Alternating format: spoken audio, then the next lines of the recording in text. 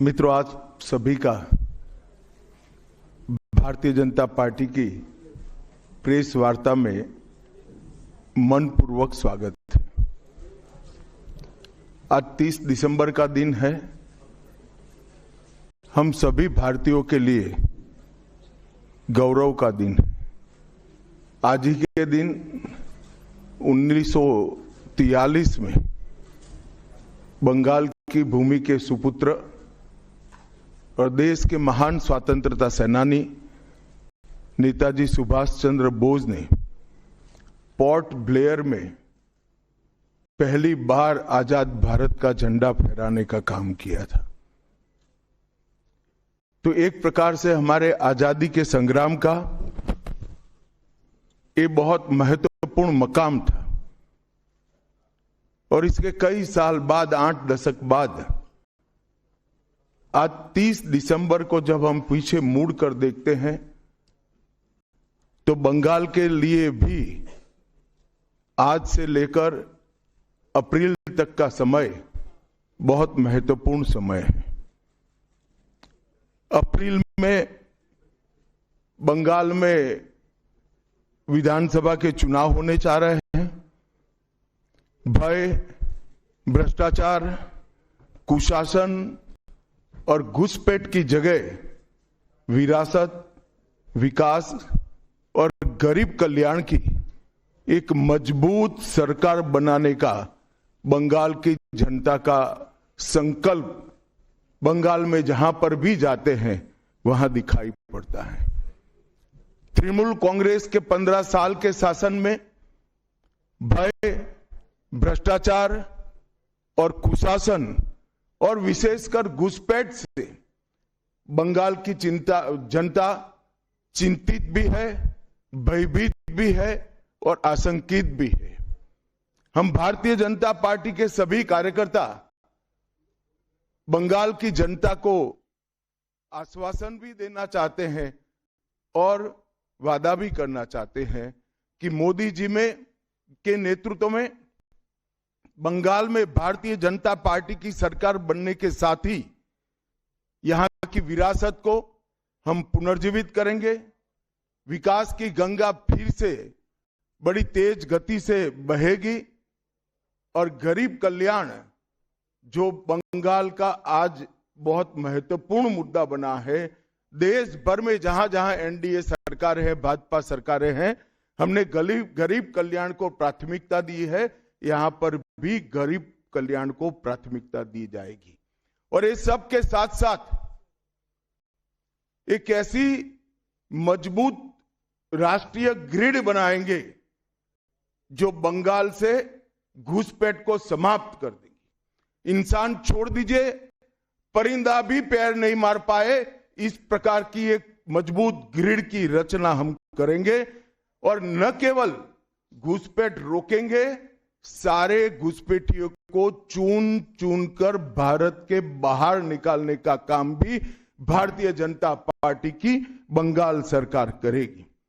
आज ममता बनर्जी के नेतृत्व में भ्रष्टाचार के कारण पूरे बंगाल का विकास एक प्रकार से थम गया है। मोदी जी की सारी लाभकारी योजनाएं जो पूरे देश में गरीबी का उन्मूलन कर रही है, यहां पर टोल सिंडिकेट के भेंट चढ़ चुकी हैं और हर योजना डेड एंड पर पहुंच चुकी है। 14 सालों से भय और भ्रष्टाचार ये बंगाल का पहचान बना हुआ है। बीजेपी सरकार का संकल्प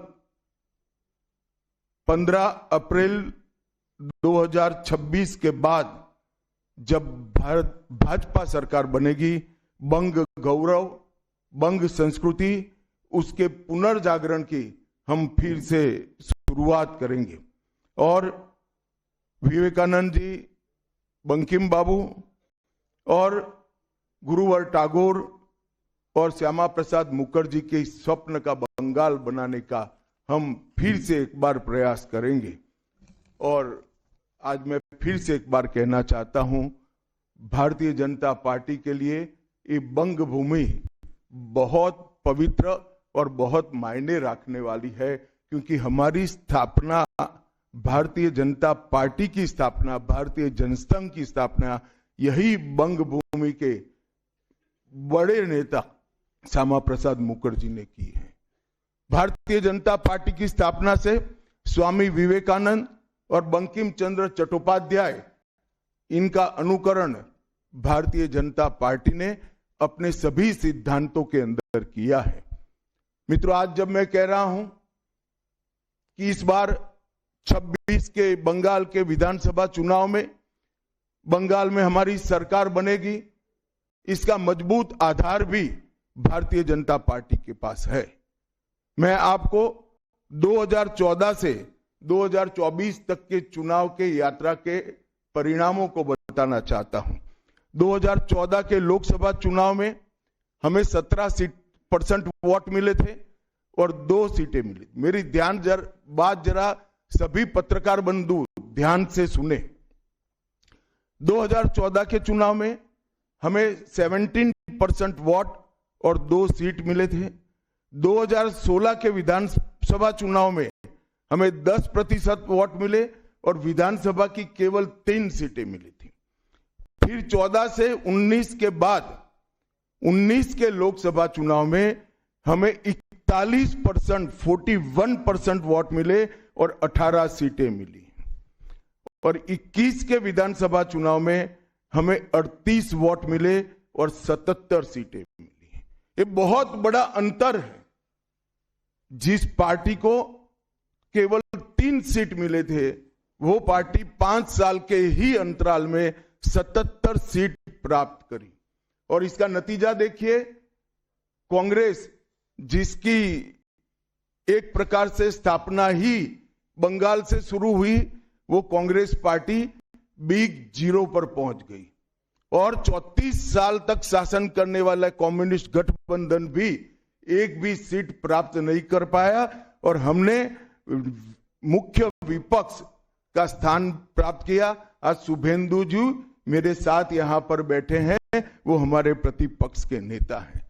24 के चुनाव में भी हमने 39% वोट प्राप्त किया, 12% सीट प्राप्त की, 12 सीटें प्राप्त की।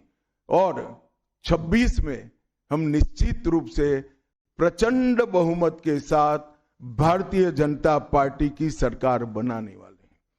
मित्रों, ये 24 से अब तक का समय भारतीय जनता पार्टी के लिए बहुत शुभांकर सिद्ध हुआ है। 24 में लगातार तीसरी बार नरेंद्र मोदी जी इस देश के प्रधानमंत्री बने। उसके बाद महाराष्ट्र में, हरियाणा में, दिल्ली में और अब बिहार में भारतीय जनता पार्टी की सरकारें बनी हैं। 24 के चुनाव में उड़ीसा और आंध्र प्रदेश में भी पूर्ण बहुमत की भाजपा की और एनडीए की सरकार बनी है। मुझे पूरा भरोसा है कि 2026 में बंगाल में 2/3 बहुमत के साथ भारतीय जनता पार्टी की सरकार बनेगी। ये बंगाल की जनता तय कर बैठी है। मित्रों, जहां पर भी बंगाल में जाते हैं, पूरे बंगाल की जनता घुसपैठियों से त्रस्त है। क्या कोई राज्य सरकार ऐसी हो सकती है जो घुसपैठियों की पनाहगाह अपने राज्य को बना दे? राष्ट्रीय सुरक्षा पर कितना बड़ा खतरा है, इसका जवाब बंगाल की मुख्यमंत्री ने बंगाल के चुनाव में दे। घुसपैठ रोकने के लिए उनके पास क्या योजना है? आर्टिकल 370 हटता है, वो विरोध करती है। सीएए लाकर बंगाल के शरणार्थियों को नागरिकता देने का हम कार्यक्रम करते हैं, वो विरोध करती है। और वो ठीकरा फोड़ते हैं कि बीएसएफ है, वो रोक नहीं रही है। ममता जी, मैं आज आपको इस सार्वजनिक प्रेस वार्ता में पूछना चाहता हूं कि कौन सी सरकार है बांग्लादेश की पूरी सीमा पर जो वाड़बंदी करने के लिए, बॉर्डर पर फेंसिंग करने के लिए जमीन नहीं देती है? अगर आप जवाब न दे पाए तो मैं ही देता हूं। आपकी ही सरकार है जो जमीन नहीं देती है, जिसके कारण फेंसिंग का काम समाप्त नहीं होता है। फिर भी भौगोलिक रूप से कठिन सीमा पर से कोई घुस कर आता है तो कहां जाता है? सबसे पहले बंगाल के गांव में जाता है। आपका पटवारी क्या कर रहा है? आपका थाना क्या कर रहा है? क्यों इसको अरेस्ट नहीं किया जाता? क्यों उस पर केस दर्ज नहीं होता? क्यों इसको वापस भेजा नहीं जाता? जवाब है क्या आपके पास? क्या बंगाल की मुख्यमंत्री ये जवाब दे सकती है कि असम में घुसपैठ क्यों बंद हो गई? त्रिपुरा में घुसपैठ क्यों बंद हो गई? गुजरात और राजस्थान की बॉर्डर पर घुसपैठ क्यों नहीं होती है? पंजाब की बॉर्डर पर घुसपैठ क्यों नहीं होती है? कश्मीर की बॉर्डर पर घुसपैठ क्यों नहीं होती है?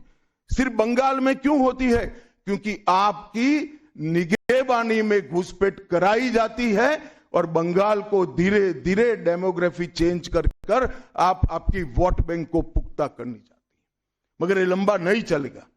बंगाल की जनता अब जान गई है और इसके खिलाफ लामबंद भी हो रही है। और मुझे मालूम है अगला चुनाव घुसपैठियों को निकालने के मुद्दे पर और घुसपैठ रोकने के मुद्दे पर लड़े जाने वाला है, क्योंकि न केवल ये बंगाल का मामला रहा है। मैं आज बंगाल की जनता को इस प्रेस वार्ता के माध्यम से बताने आया हूं कि बंगाल की बॉर्डर से हो रही घुसपैठ सिर्फ बंगाल का मामला नहीं रहा है। अब ये राष्ट्रीय सुरक्षा का मामला है। देश की संस्कृति को बचाना है, देश की सुरक्षा को सुनिश्चित करना है, तो बंगाल की बॉर्डर सील कर दे, ऐसी देशभक्त सरकार यहां लानी पड़ेगी जो ममता बनर्जी नहीं कर सकती, केवल और केवल भारतीय जनता पार्टी कर सकती।